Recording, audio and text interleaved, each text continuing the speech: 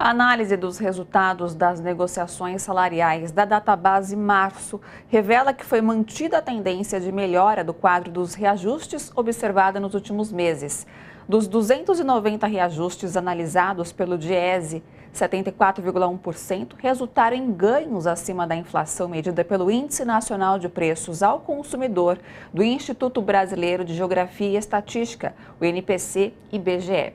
E para falar mais sobre esses números e resultados, eu converso com o sociólogo do Diese, Luiz Ribeiro. Luiz, seja bem-vindo aqui no seu jornal. Boa noite, tudo bom? Tudo bem, boa noite. Bom, Luiz, por muito tempo, considerando a média entre ganhos reais positivos e negativos, o trabalhador brasileiro perdeu o salário. O que podemos esperar, então, com esse novo resultado?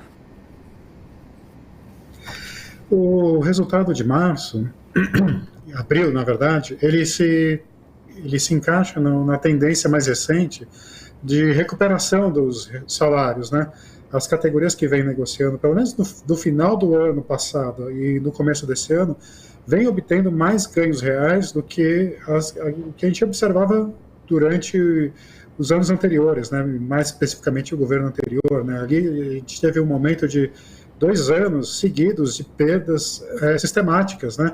Na média, as categorias estavam perdendo nas negociações da Database, e agora, a partir já do finzinho do ano passado, mas principalmente nesse ano, a gente já vê um quadro diferente de recuperação. A gente acredita que esse quadro é um quadro forte, né? Ele está se mostrando estável e torcemos para que ele continue, né? A tendência, então, a médio e longo prazo é que isso continue, então, Luiz?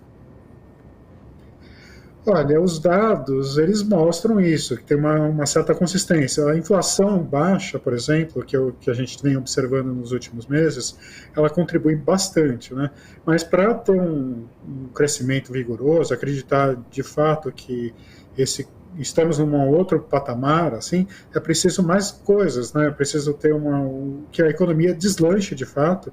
E aí, como nós vimos nas matérias anteriores, a questão da taxa de juros é essencial, né? É preciso reduzir a taxa de juros para, sim, a atividade econômica voltar e aí, sim, os reajustes começarem, quer dizer, se mantiverem e consigam recuperar essas perdas que ocorreram nos últimos anos, né?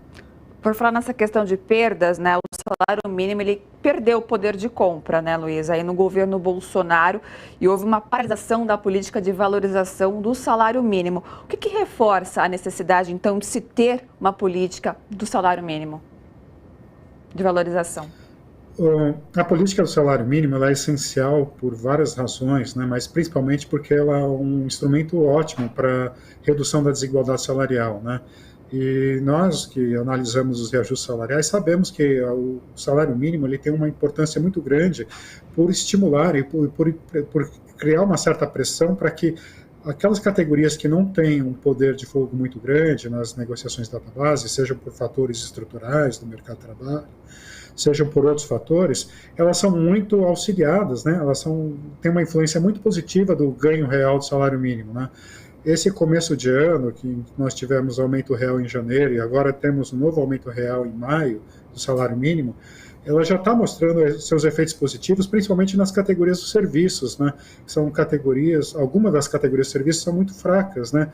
Nas negociações da database, é porque elas estão dentro de uma conjuntura ou dentro de um marco de mercado de trabalho que é muito desfavorável ao trabalhador.